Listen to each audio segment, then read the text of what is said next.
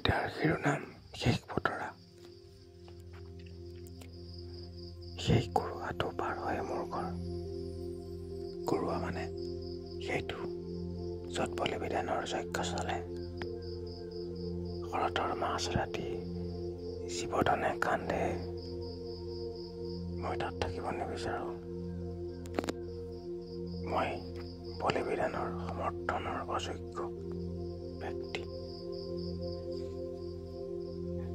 মোৰ জীৱন উন্মেষণত এদিন মালপোৱাই পোকা মেলিছিল। মই নাজানিছিলোঁ যে তাই বুকুৰ অৰণ্যত পাৰিজাত হৈ ফুলিছিল। পাৰিজাত আৰু দেৱদাসীৰ অৰ্থ একেই নহয় জানো? ৰাতি ফুলে দিনত মৰহি যায়। এদিন পাৰিজাত আলিফা নাম লৈ নগৰবোৰত কবিতাৰ গুণগুণ কৰিছিল। প্ৰেমৰ ইমান আৱেগ অধিংবোৰে আঁৰি লোৱাৰ পাছত কোনে চায়? সেইদিনাও প্ৰেমৰ ষ্টেচন বুলি নাম লৈছিল জোনাকী সৰগৰটোৱে। আমাৰ ভালপোৱাক সমৰ্থন কৰিছিল। সৰোবৰৰ মাছ, কাছ, জোনাকী পৰুৱা আৰু এই লিখি থকা 5G মোবাইলটোৱে।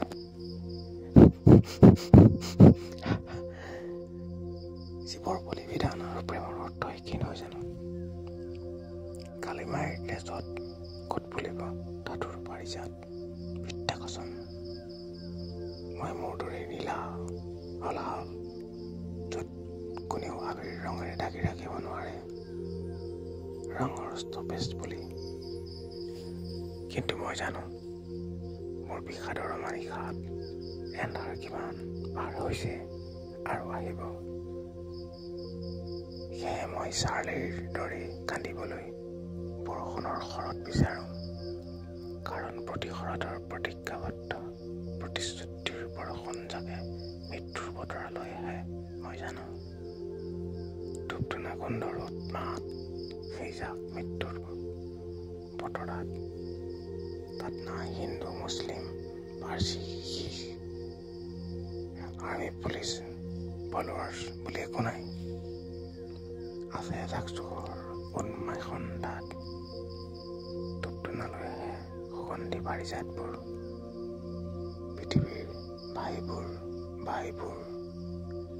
আচলতে মই মৃতক সেইদিনাই ঘোষণা কৰিছিলোঁ যিদিনা মোৰ আইৰ মৃত্যু হৈছিল। মই কায়াহীন বুলি শৰীৰ সলাইছিলোঁ সেইদিনাই যিদিনা মোৰ পিতাৰ মৃত্যু হৈছিল।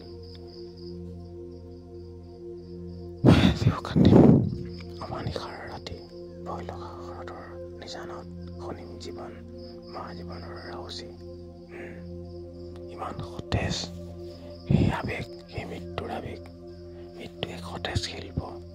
চিত্ৰগুপ্তৰ কুটিল আঁচনিত মৃত্যু কলাকাৰ। মৃত্যুৰ বাবেই কবিতাৰ আৱিষ্কাৰ।